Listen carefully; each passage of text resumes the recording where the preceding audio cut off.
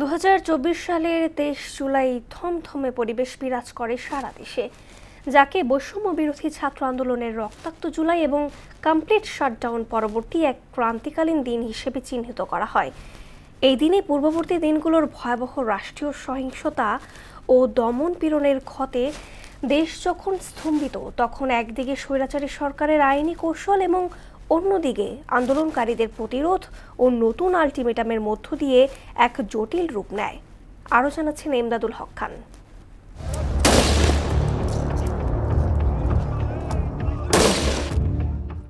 2024 সালের 23 জুলাই টানা সংঘাত, কারফিউ এবং ইন্টারনেট বন্ধের মধ্যে তৎকালীন সরকার জারি করে বহুল আলোচিত কোটা সংস্কারের প্রজ্ঞাপন। নতুন প্রজ্ঞাপনে সরকারি, আধা সরকারি, স্বায়ত্তশাসিত ও সংবিধিবদ্ধ প্রতিষ্ঠানের নবম থেকে 20 গ্রেড পর্যন্ত চাকরিতে 93% পদে মেধার ভিত্তিতে এবং 7% পদে কোটা রাখার সিদ্ধান্ত কার্যকর হয়। তৎকালীন শেখ হাসিনা সরকার একে আন্দোলনের অবসান হিসাবে প্রচারের চেষ্টা করে।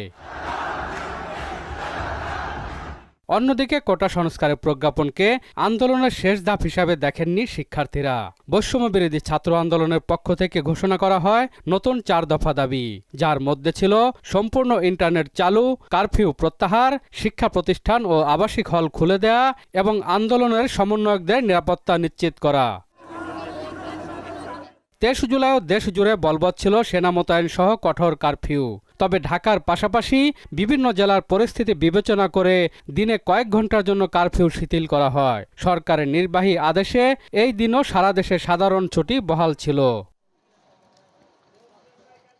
সেদিন ছিল সম্পূর্ণ টেলিযোগাযোগ ও ইন্টারনেট ব্ল্যাকআউটের 6ষ্ঠ দিন। ব্যাপক আন্তর্জাতিক ও অভ্যন্তরীণ চাপের মুখে 23 জুলাই রাতে ঢাকা ও চট্টগ্রামের গুরুত্বপূর্ণ বাণিজ্যিক এলাকা, ব্যাংক, গণমাধ্যম ও জরুরি সেবায় সীমিত পরিসরে ব্রডব্যান্ড ইন্টারনেট পরিষেবা চালু করা হয়, তবে মোবাইল ইন্টারনেট সম্পূর্ণ বন্ধই থাকে। পরিস্থিতি তখনও স্বাভাবিক হয়নি। দেশ জুড়ে চলতে থাকে আইনশৃঙ্খলা বাহিনীর চিরুনি অভিযান। মাত্র একদিনে গ্রেপ্তার হন প্রায় 1100 মানুষ। এর মধ্যে রাজধানী ঢাকাতেই ছিলেন অন্তত 517 জন। এদিন বর্তমান প্রাণী সম্পদ প্রতিমন্ত্রী সুলতান সালাউদ্দিন টুকু, বিএনপির স্বাস্থ্য বিষয়ক সম্পাদক ডাক্তার রফিকুল ইসলাম সহ দলটির অসংখ্য নেতাকর্মীকে গ্রেপ্তার করা হয়। রিমান্ডে নিয়ে চালানো হয় অমানবিক নির্যাতন। রাজধানীতে সংঘর্ষ, হামলা ও অগ্নিসংযোগের ঘটনায় দায়ের করা হয় আরও 38টি মামলা।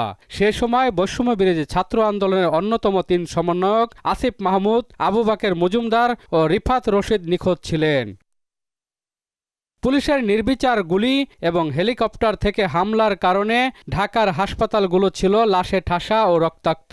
23 জুলাইও দেশের বিভিন্ন হাসপাতালে চিকিৎসাধীন অবস্থায় আরও বেশ কয়েকজন গুরুতর আহত শিক্ষার্থী ও সাধারণ মানুষ মারা যান। ফলে 200 ছাড়িয়ে যায় আনুমানিক মৃত্যুর সংখ্যা। মূলত 23 জুলাইয়ের এই আপাত শান্ত কিন্তু থমথমে পরিস্থিতি পরবর্তীতে ছাত্র জনতার পুঞ্জীভূত ক্ষোভকে আরও বাড়িয়ে দেয়, যা আন্দোলনকে এক দফা অর্থাৎ শেখ হাসিনা সরকারের পতনের চূড়ান্ত অভ্যুত্থানের দিকে ধাবিত করে। এমদাদুল হক খান, মহানা সংবাদ, ঢাকা।